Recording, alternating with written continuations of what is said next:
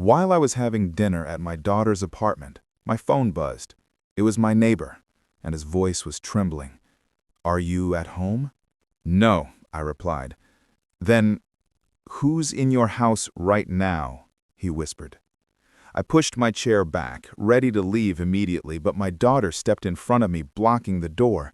She shook her head and let out a strange, almost mocking laugh. I had no idea what she was hiding from me. The next moment, the kitchen door at my place slammed open so hard it cracked against the wall. My coffee mug slipped from my hand and shattered on the floor. In stormed Ethan, without knocking. His worn leather jacket scraped the doorframe as he stumbled inside. His bloodshot eyes darted around like a trapped animal, and his trembling fingers fumbled with the zipper of that same jacket he'd been wearing for over a decade. "Dad, I need money." The words tumbled out before he'd even caught his breath. 25,000. Tonight. I set my half-empty mug down beside the pile of unopened mail, forcing my hands to stay steady. The evening light streaming through the window stretched long shadows across his unshaven, exhausted face. His shirt was wrinkled, untucked, and the dark circles under his eyes were deeper than I'd ever seen. "What kind of trouble are you in now, son?" I asked, crossing my arms. Ethan began pacing, his boots tapping an erratic rhythm on the hardwood. He couldn't sit still, couldn't meet my eyes. Then his fist slammed against the table, making the salt shake him jump. "It's complicated. A business deal went bad. I need to fix it fast." "Business deal," I repeated evenly, though my jaw tightened. "Or gambling debt." His face flushed red. He spun toward me, blocking the kitchen doorway with his broad shoulders. "It's not your business what it is. I just know you've got the money from selling the farm." The farm. 3 generations of sweat and sacrifice, sold last year so I could retire. That money was meant to last me the rest of my life, not vanish into some casino's vault because my 38-year-old son couldn't control himself. "How much do you owe them?" "Them?" His voice cracked. "The people who have you this scared, the ones who sent you here at 8 o'clock on a Friday night looking like you haven't slept in a week." He raked a hand through his greasy hair, leaving it sticking up in uneven clumps. "Dad, please, you don't understand. These aren't the kind of people who wait for payment plans." I'd heard this before. Last year it was 12,000 for a sure thing at the track. The year before, 8,000 for poker debts. Each time, Ethan swore it was the last time. "No, son." I straightened my shoulders. "Not this time." His face went pale, then red again. "What do you mean, not this time? I'm your son." "Exactly why I'm saying no." I turned my back to him, walking to the sink. "Every dollar I give you disappears into a slot machine or a poker game. I won't enable this anymore." "Enable?" he spat. "I'm asking my father for help, and you call it enabling?" "I call it what it is." I gripped the counter. "You're 38 years old, Ethan. When are you going to stop running to me every time you wreck your life?" He stared at me, chest heaving. Then something cold slid into his expression, something I'd never seen in my son's eyes before. "You'll regret this, old man. You think you're so high and mighty, sitting on all that farm money while your own son's in trouble? Maybe it's time you learned what real trouble looks like." Before I could answer, he turned and stomped toward the door. The screen banged shut, and through the window I watched him climb into his battered pickup. The engine roared, rattling the glass, and his taillights disappeared down the gravel road. The silence that followed felt heavy, broken only by the hum of cicadas and the creaks of the old house. I avoided the kitchen all weekend, keeping busy with yard work and repairs. But every time I passed that doorway, I heard his voice again. "You'll regret this, old man." Monday morning, I sat in my favorite armchair, coffee cooling on the side table. At exactly 10:15, the old rotary phone rang, its shrill tones slicing through the quiet. "Hello, Dad." Ethan's voice was different, warmer, almost cheerful. The sharp edge from Friday night was gone, replaced by something that reminded me of the boy he used to be. I hate the Friday, what? I hate the Friday. Hey, I wanted to apologize for the other night. I was way out of line. I raised my eyebrows. In 38 years, Ethan had never apologized without being pushed. Really? This is unexpected. I know, he said with a forced laugh, like he was reading from a script. I've been thinking about what you said. You're right. I can't keep coming to you every time I mess up. It's not fair to you. I glanced at the family photos on the mantel. Ethan as a child, grinning with a jar of fireflies. Those days felt like a lifetime ago. We've been through this before, Dad, but this time, it's different, I promise. There was a spark in Ethan's voice that almost sounded believable. Actually, that's why I'm calling. Mara and I want you to come over for dinner Wednesday night. She's making that pot roast you love with the little roasted potatoes. Thought it'd be nice to spend some time together as a family. Mara's pot roast was legendary, and despite my better judgment, I felt myself considering the offer. Maybe her steady influence was finally rubbing off on him. She had always been the calm one in their marriage, the voice of reason when Ethan's impulses got the better of him. Wednesday night, I repeated, pulling a pen from the drawer beside my chair. What time? 6:30. We're at 214 Birch Lane now. Moved last month, remember I told you? He hadn't told me anything about moving, but I didn't correct him. It's the pale blue house with white shutters, right across from the elementary school. I jotted the address on a napkin, noting how fast he rattled it off, like he was reading from a script. Most people pause when giving directions to their own home, picturing the route in their heads. Ethan didn't. Mara's really excited, he continued. She keeps saying, we need to be a real family again. You know how she is about dinners and traditions? That much was true. Mara had always been the one to organize birthdays and holiday gatherings, even when Ethan grumbled about the effort. It was one of the things I genuinely liked about her. Well, I suppose I could come by, I said slowly, staring at the address. Great! That's just great, Dad. We'll see you Wednesday at 6:30, and thanks for giving me another chance. I know I don't deserve it, but I'm grateful. The line went dead before I could respond.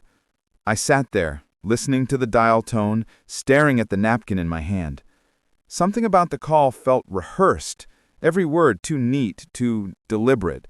But maybe that wasn't a bad thing. Maybe he was finally trying. Maybe Mara had convinced him to swallow his pride. I set the napkin on the coffee table.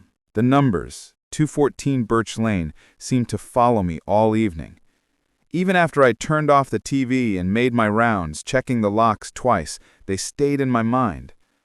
By 10 o'clock, I was lying on my bed, still dressed except for my shoes, watching the ceiling fan throw shifting shadows across the walls. The clock glowed green, 10:47, 11:23, 11:58. Sleep wouldn't come. Every time I closed my eyes, I saw Ethan's face from Friday night. Not the apologetic voice from today's call, but the cold stranger who'd stood in my kitchen demanding money. The son I'd raised would never have looked at me that way. But then again, the son I'd raised wouldn't have needed $25,000 from loan sharks either. I thought about the night he'd called me from a casino at 2 in the morning, slurring his words. Dad, I need a ride. My truck won't start. When I'd arrived, he was stumbling in the parking lot, wallet empty, pride gone. He'd slept the whole drive home, snoring like the little boy who used to nod off on long trips to visit his grandmother. The boy who spent summer afternoons in my garage, handing me wrenches and asking endless questions about engines. The teenager who'd proudly shown me his first paycheck from the hardware store. The young man who'd sworn he'd make something of himself. When had that boy disappeared? When had gambling become more important than family? I walked to the window, looking down at the empty street where his truck had roared away 3 nights ago. Somewhere out there, my son was planning something. I could feel it in my bones, the way I used to sense storms rolling in over the fields. But maybe I was wrong. Maybe today's call had been genuine. Maybe Mara had really convinced him to change. If anyone could, it was her. I picked up the framed photo from my nightstand, Ethan at 12, grinning beside the go-kart we'd built together. His hands were black with motor oil, his eyes bright with pride. That boy believed anything was possible if you worked hard enough. Maybe some part of him was still in there. Maybe Wednesday's dinner would be the first step toward finding him again. The clock read 12:34 when my eyelids grew heavy. I clutched the photo to my chest and let sleep take me, though an uneasy feeling gnawed at the edges of my mind. Sometimes trust is all a father has left.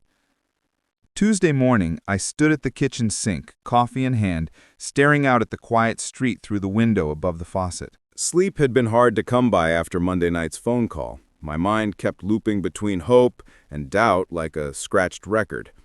Ethan's voice had sounded so different, so sincere. But after 38 years of watching my son, I had learned to tell the difference between genuine remorse and a well-rehearsed act. That's why the unfamiliar truck caught my eye immediately. It was parked where no vehicle ever sat, across from Mrs. Halvertson's mailbox, with a perfect view of my driveway. Morning dew still clung to its windshield, meaning it had likely been there all night. I'd noticed it the evening before when I brought in the garbage cans, but assumed it belonged to someone visiting nearby. Now, in the daylight, I could make out a figure hunched over the steering wheel. His fingers tapped nervously on the dashboard, and every few seconds he'd glance up and down the street, like he was waiting for something. I set my coffee down and stepped outside, my boots crunching on the gravel. The air was crisp, filled with birdsong and the faint hum of traffic from the highway. As I approached, I saw him more clearly. Middle-aged, thinning hair, pale skin that spoke of too many hours indoors. I rapped lightly on the driver's window. He jumped, then rolled it down. His eyes were bloodshot, his whole demeanor twitchy, like a rabbit caught in headlights. "Morning," I said, keeping my tone friendly. "Everything all right? You've been parked here since yesterday." "Oh, yes, sir. Everything's fine." His voice was pitched just a little too high, and he wouldn't meet my eyes. "Just some engine trouble. Letting it cool before I try starting her again." I glanced at the Virginia plates, odd for someone supposedly stranded in a Pennsylvania neighborhood. "Engine trouble? I've got some mechanical experience if you need a hand. Spent 40 years fixing everything from tractors to pickups." No, that's kind of you, but I think it's electrical. Or maybe the carburetor." He stumbled over his own explanation before it even finished. "Got a buddy coming to take a look later." The tools in the truck bed suggested he knew his way around an engine, but his body language told a different story. His hands gripped the steering wheel so tightly his knuckles were white. "Well, if you change your mind, I'm right across the street. Name's Walter Price." I gestured toward my house, noticing how his eyes followed the movement with sharp interest. "There's a good mechanic about 2 miles down Route 15 if your friend can't make it." "That's real generous of you, Mr. Price. Real generous." He was already reaching for the window crank, eager to end the conversation. "All right then, you take care now." Walking back toward my house, I glanced over my shoulder. He'd rolled the window up and gone back to drumming his fingers, occasionally glancing at my property, not with idle curiosity, but with something more deliberate. I finished my coffee at the kitchen window, watching him, uneasy. The license plate number, JKL 4729, lodged itself in my mind. By noon, when I went to check the mail, the truck was gone. Wednesday arrived with the kind of spring weather that made anything feel possible. I spent the day seesawing between anticipation and apprehension. The truck incident faded into the background as Ethan's dinner invitation took over my thoughts. At 5:30, I began getting ready. My navy suit, worn at the elbows, but still respectable, came out of the closet. I polished my shoes until they shone, chose a conservative tie, and checked my wallet. From the basement, I brought up a bottle of Cabernet I'd been saving for a special occasion. The mirror reflected a man trying to look his best for his son, a sight that made me both proud and a little sad. How long had it been since we'd shared a meal without tension? Stepping outside at 6, I nearly bumped into Earl Jennings, my neighbor, who was watering his flower bed. "Well, don't you look sharp tonight, Walter," he said with a grin. "Special occasion. Ethan invited me to dinner." I held up the wine bottle. "First time in a long while." "That's good to hear," Earl said warmly. "Family is the most important thing we've got. Sounds like he's trying to make things right." "We'll see," I replied, appreciating his optimism even if I couldn't fully share it. The drive to Ethan's neighborhood took me through familiar streets, across the narrow bridge over the river. Tonight, the route felt different, like I was heading towards something significant. His new address led me into a manicured subdivision I rarely visited. The houses were newer, the lawns perfect, surprising given Ethan's recent money troubles. 214 Birch Lane was exactly as he had described, pale blue with white shutters, the lawn neatly trimmed, warm light spilling from the windows. I parked behind a silver sedan I assumed was Mara's, checked my reflection in the rearview mirror, and stepped out. Through the picture window, I saw movement, silhouettes preparing for my arrival. The porch light clicked on as I reached the steps. He'd been watching for me. Taking a deep breath, I pressed the doorbell and waited.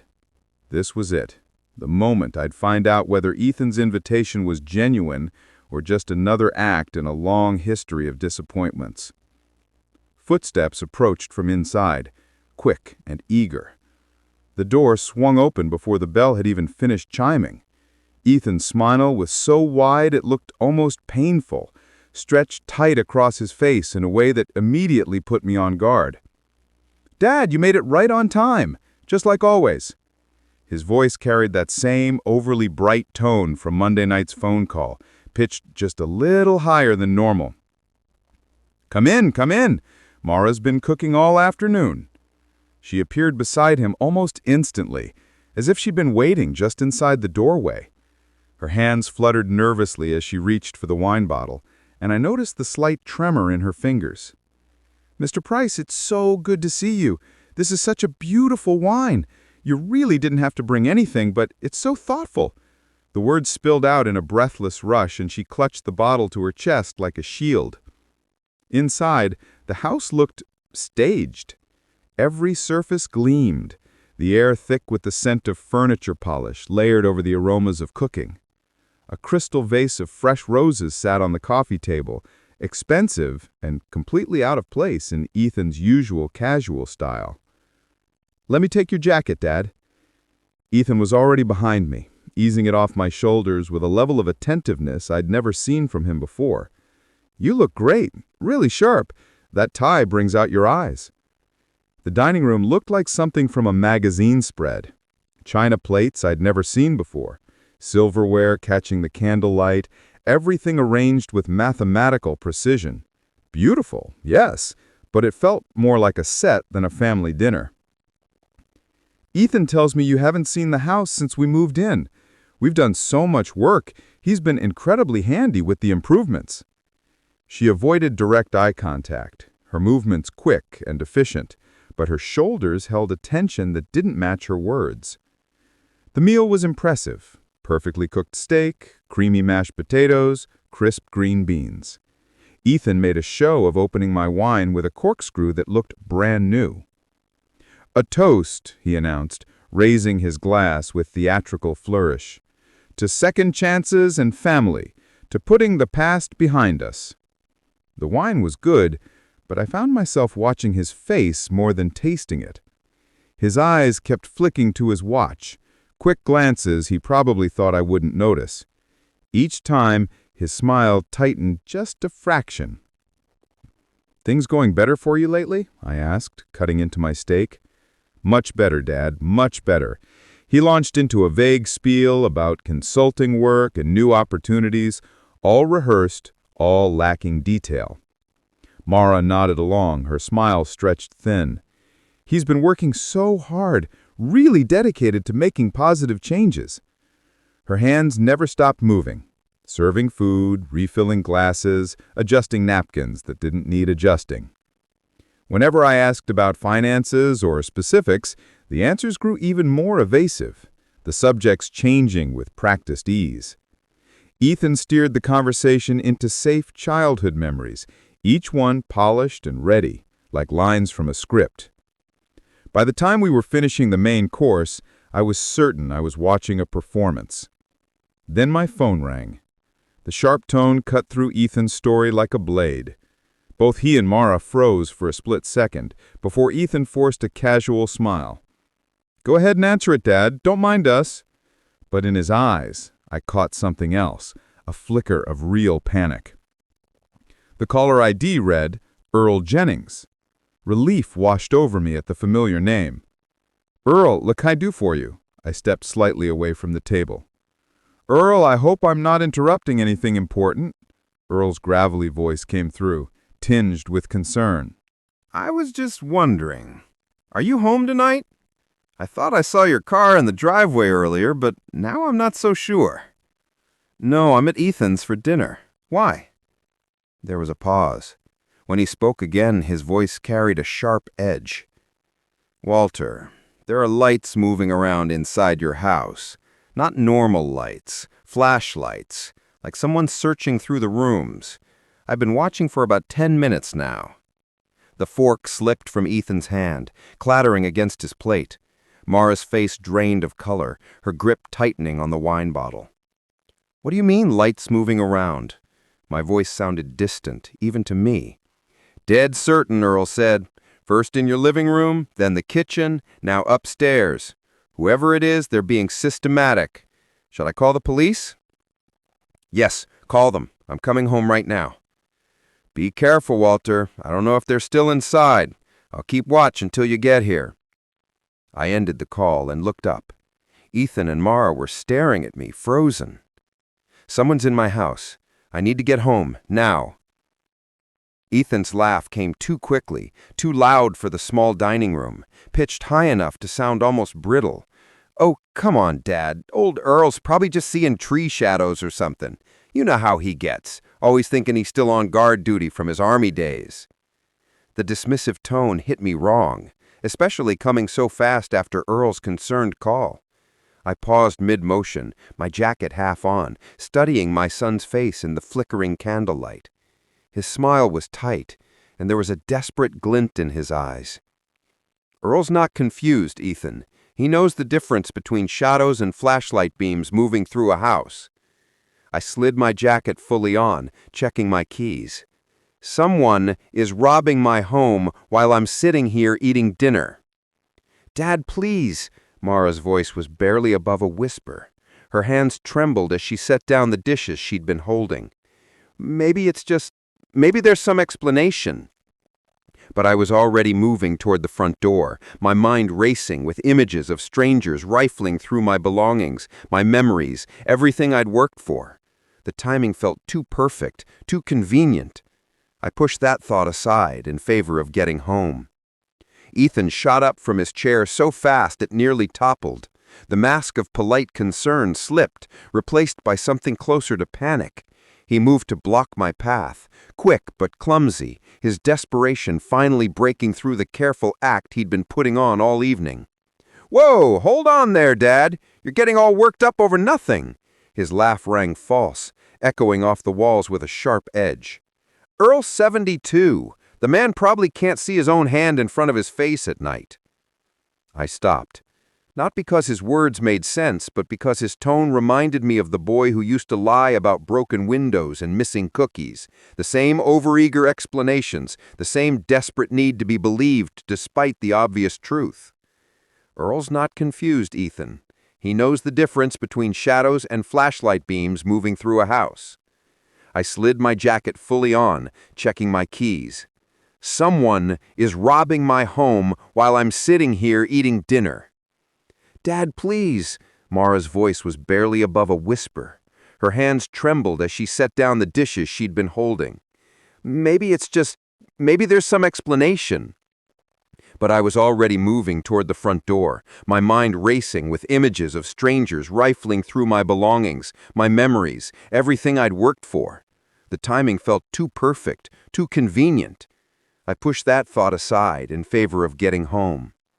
Ethan shot up from his chair so fast it nearly toppled. The mask of polite concern slipped, replaced by something closer to panic.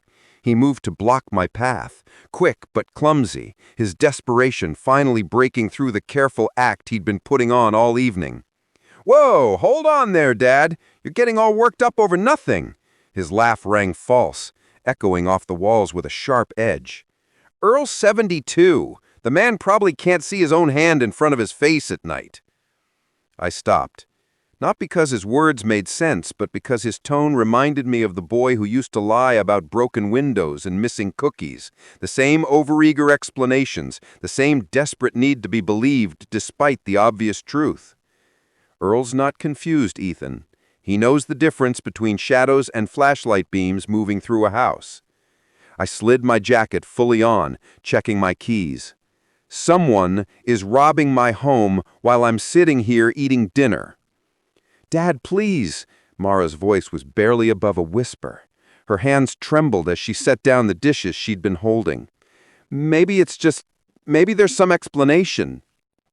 But I was already moving toward the front door, my mind racing with images of strangers rifling through my belongings, my memories, everything I'd worked for. The timing felt too perfect, too convenient. I pushed that thought aside in favor of getting home.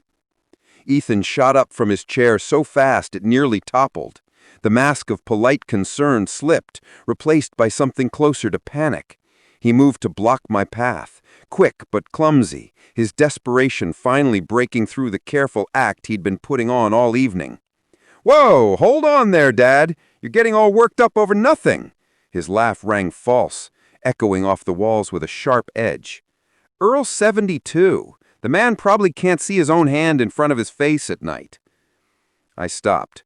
Not because his words made sense, but because his tone reminded me of the boy who used to lie about broken windows and missing cookies. The same overeager explanations, the same desperate need to be believed despite the obvious truth. "Earl's not confused, Ethan.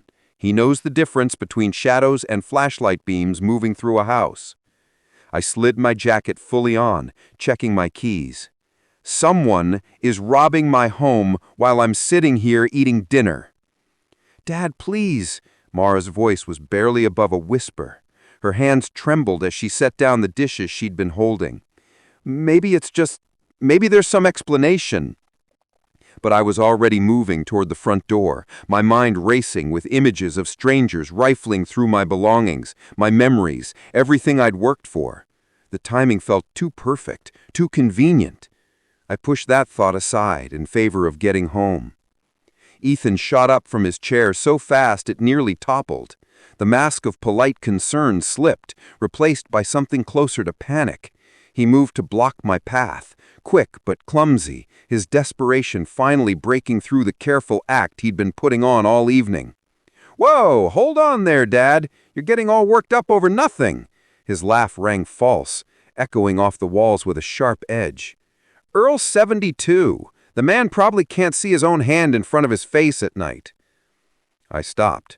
Not because his words made sense, but because his tone reminded me of the boy who used to lie about broken windows and missing cookies. The same overeager explanations, the same desperate need to be believed despite the obvious truth. "Earl's not confused, Ethan. He knows the difference between shadows and flashlight beams moving through a house." I slid my jacket fully on, checking my keys. "Someone is robbing my home while I'm sitting here eating dinner." "Dad, please." Mara's voice was barely above a whisper. Her hands trembled as she set down the dishes she'd been holding. Maybe there's some explanation." But I was already moving toward the front door, my mind racing with images of strangers rifling through my belongings, my memories, everything I'd worked for. The timing felt too perfect, too convenient. I pushed that thought aside in favor of getting home. Ethan shot up from his chair so fast it nearly toppled. The mask of polite concern slipped, replaced by something closer to panic. He moved to block my path, quick but clumsy, his desperation finally breaking through the careful act he'd been putting on all evening.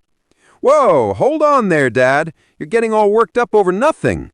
His laugh rang false, echoing off the walls with a sharp edge. "Earl's 72. The man probably can't see his own hand in front of his face at night." I stopped. Not because his words made sense, but because his tone reminded me of the boy who used to lie about broken windows and missing cookies, the same overeager explanations, the same desperate need to be believed despite the obvious truth. "Earl's not confused, Ethan. He knows the difference between shadows and flashlight beams moving through a house." I slid my jacket fully on, checking my keys. "Someone is robbing my home while I'm sitting here eating dinner." "Dad, please." Mara's voice was barely above a whisper. Her hands trembled as she set down the dishes she'd been holding. Maybe there's some explanation." But I was already moving toward the front door, my mind racing with images of strangers rifling through my belongings, my memories, everything I'd worked for. The timing felt too perfect, too convenient. I pushed that thought aside in favor of getting home. Ethan shot up from his chair so fast it nearly toppled. The mask of polite concern slipped, replaced by something closer to panic. He moved to block my path, quick but clumsy, his desperation finally breaking through the careful act he'd been putting on all evening. "Whoa, hold on there, Dad. You're getting all worked up over nothing." His laugh rang false, echoing off the walls with a sharp edge. "Earl's 72. The man probably can't see his own hand in front of his face at night." I stopped. Not because his words made sense, but because his tone reminded me of the boy who used to lie about broken windows and missing cookies, the same overeager explanations, the same desperate need to be believed despite the obvious truth. "Ethan, move aside." My voice was calm but firm. "Earl's eyesight is fine, and he's not the type to call about shadows. Someone is in my house." "Look, okay, maybe he did see something." Ethan shifted, planting himself more squarely between me and the door. His hands landed on my shoulders, meant to seem casual, but the grip was too firm, too controlling. "But think about it logically. If someone was robbing houses, wouldn't they pick a time when people aren't having dinner? Wouldn't they case the place first?" The words hit me wrong, too specific, too knowing. I looked into his face and saw something I'd never seen before. The cold calculation of someone who knew exactly what was happening and was desperate to keep me from finding out. "How do you know they didn't case the place, Ethan?" The question slipped out before I could stop it. His expression flickered, fear, then denial. That's what criminals do, right? They plan these things?" His grip tightened. "Dad, please, let's just finish dinner and then drive over together. I'll come with you." Behind him, Mara stood frozen, a dish towel clenched in white-knuckled hands. When our eyes met, she looked away, but not before I saw the guilt written plain across her face. "Get out of my way, son." The words came out harder than I intended, carrying the weight of decades of authority. "I'm going to check on my house now." "You're being unreasonable. Think about this rationally." Rationally, I stepped closer, close enough to see the sweat beading on his forehead, would be trusting my neighbor's word over the protests of a son who's lied to me more times than I can count. His face flushed red. For a moment I thought he might strike me. Instead, he planted himself even more firmly in my path. "You're not going anywhere until we talk this through." His voice had dropped, cold, threatening, nothing like the desperate man who'd begged me for money days ago. "Ethan James Price," I said, using his full name the way I had when he was a boy and had crossed the line. "You will step aside and let me leave this house right now." "Or what, you'll call the cops on your own son?" His breath was heavy, tinged with wine and fear. "It's not paranoia if someone's actually in my house, Ethan. And if you don't let me pass, I'm going to start wondering why my own son is so determined to keep me away from home on the exact night it's being robbed." The accusation hung between us like poison. His face shifted. Shock, guilt, anger, and finally, resignation. His hand shot out, twisting the deadbolt with a sharp metallic click. He pocketed the key slowly, his eyes locked on mine. "You're not leaving, Dad. Not until we figure this out." I stared at him, this stranger wearing my son's face, and felt something cold settle in my chest. The boy I'd raised was gone, replaced by someone capable of locking his father in while accomplices tore through the family home. "Ethan!" My voice was steady, though my heart pounded. "Unlock that door." "I can't do that." He leaned back against it, arms crossed, no longer pretending concern. "Not until you calm down and listen to reason." Behind him, Mara pressed herself against the wall, horror etched in her features. "Son, you just locked me in your house against my will while someone is robbing mine. What possible reason could justify that?" "You don't understand the situation you're in," Ethan said, his tone carrying a warning that made my skin crawl. "There are people involved you don't want to cross, people who don't forgive debts." The words hit like a blow. Not just that he'd planned this, but that he was willing to sacrifice me to fix the mess his gambling had created. "I need to use the bathroom," I said quietly. Suspicion flickered in his eyes, but some remnant of decency, or habit, made him step aside. "Fine, but don't try anything stupid." The bathroom was at the back of the house, with a window facing the yard. I shut the door, hearing their hushed, urgent voices outside. The latch opened easily, despite years of paint. The screen came away with barely a sound. The drop into Mara's flower bed was about 6 feet. Not ideal for a 68-year-old man, but desperation lent me strength. I landed hard, knees jolting, dirt staining my suit. Behind me, Ethan's voice rose, agitated. How long before he realized? My car was still in the driveway, keys in my pocket. The engine turned over smoothly, and I backed out with deliberate calm, not wanting to draw attention. It wasn't until I was several blocks away that the full weight of it hit me. My own son had betrayed me. Not just lied or manipulated, but orchestrated a crime against me while pretending to make amends. The dinner, the apologies, Mara's nervousness, all of it had been theater. A carefully staged trap to keep me away while my home was ransacked. Anger, betrayal, and a deep, hollow sadness that felt like mourning the son I thought I knew. But beneath all that was something colder, a steel-edged determination. He'd had inherited that from me, along with his mother's eyes and my stubborn streak. He'd made 2 mistakes, letting me discover his plan and underestimating what his old man could do when pushed too far. I'd spent 40 years working with my hands, solving problems, dealing with hard people. My son was about to learn that some lessons come too late to matter. As I turned onto my street, the flash of red and blue lights cut through the night.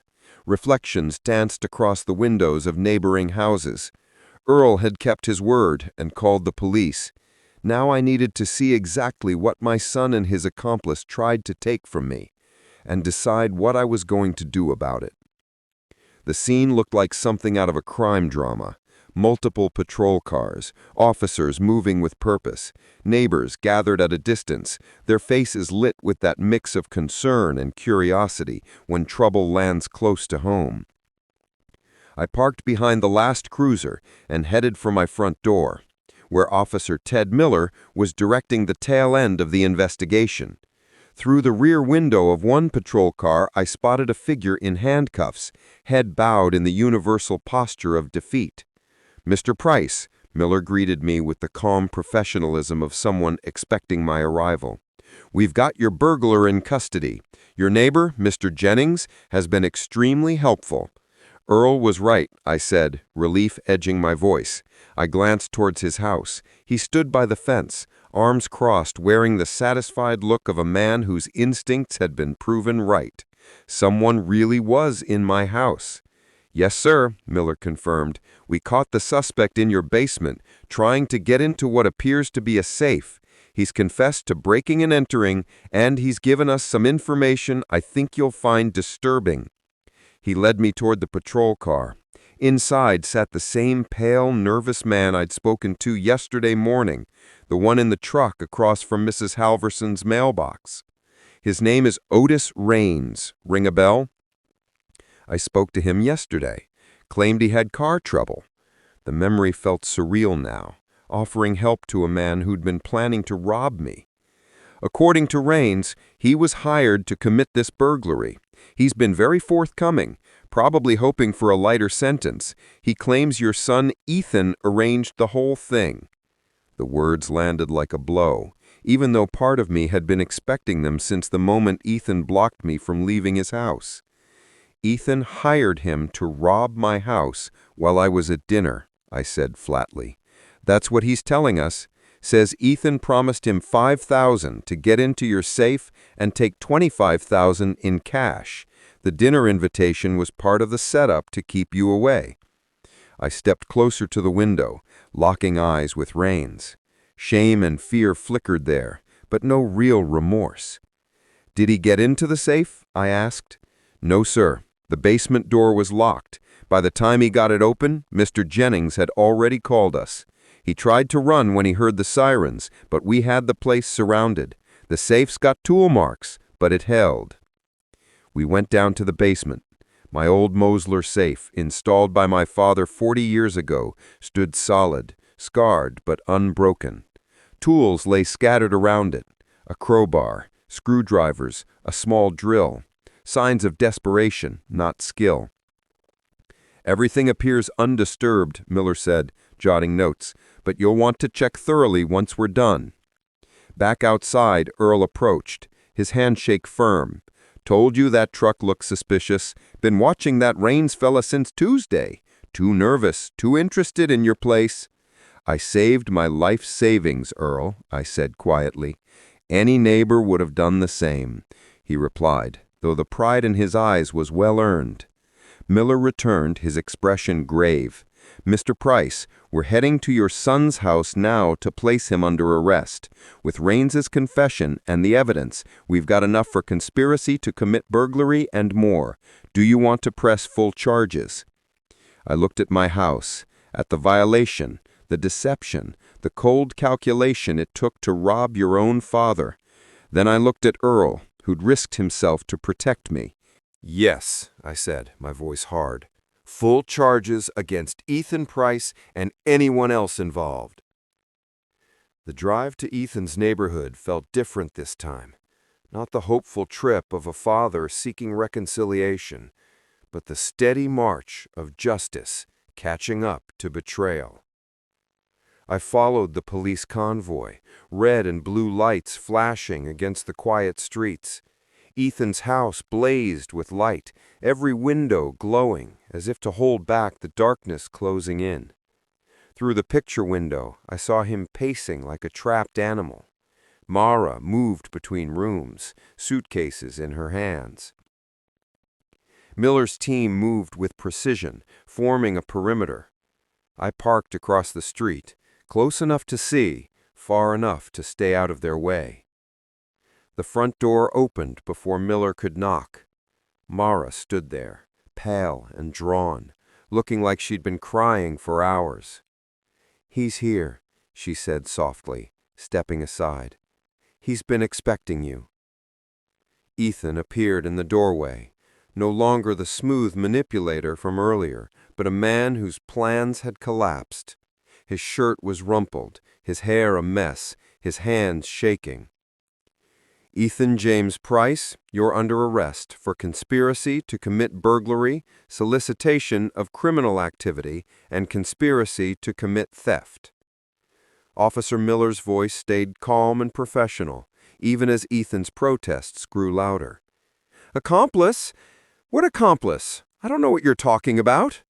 But his eyes betrayed him, darting toward the patrol cars, searching for Otis Raines, clinging to the faint hope that his hired burglar hadn't turned on him. Mara stood in the doorway, her expression a mix of horror and resignation. When Ethan looked her for support, she stepped back, a deliberate move that put both physical and emotional distance between them. "Mara, tell them this is crazy. Tell them I was with you all evening. You know I didn't do anything wrong." Her voice was quiet but steady, enough for everyone to hear. "I know you locked your father in our house. I know you hired someone to rob him while you kept him away. I know you planned this because he wouldn't give you money for your gambling debts." The words hung in the air like a verdict. Ethan's face drained of color, then flushed red, then pale again as he realized his own wife wasn't going to lie for him.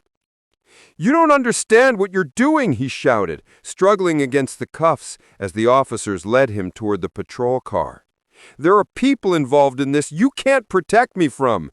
If I can't pay them back, they'll—" "Then you should have thought of that," Mara cut in, her voice gaining strength, "before you tried to steal from your own father, before you dragged our marriage into your criminal mess." Through the patrol car window, I could see Ethan still talking, desperate, pleading, trying to spin his way out of the consequences he brought himself. But the door shut, and his voice was gone. Miller walked over to me as the convoy prepared to leave. "We'll need you at the station tomorrow to finalize your statement, Mr. Price, but the case is solid. Between Rain's confession and Mrs. Price's corroboration, your son will be facing serious charges." I nodded, watching the cruiser carrying Ethan disappear around the corner. 38 years of fatherhood, and it had come to this: my son in handcuffs, facing prison for trying to rob me. The neighborhood slowly returned to its quiet rhythm as the police cars pulled away, porch lights dimmed, and curtains fell back into place. But for my family, nothing would ever be the same. 2 days later, on Friday afternoon, I sat on my porch with Earl, sharing a beer and watching the street settle into its weekend pace. The media had moved on, the police tape was gone, and Riverside was back to its comfortable normal. "Court called this morning," I told him, taking a sip. "Ethan got 5 years of probation, full restitution, and 500 hours of community service. Judge said the fact that it was family made it worse, not better." Earl nodded. "Sounds about right. What about Rains?" 2 years in county.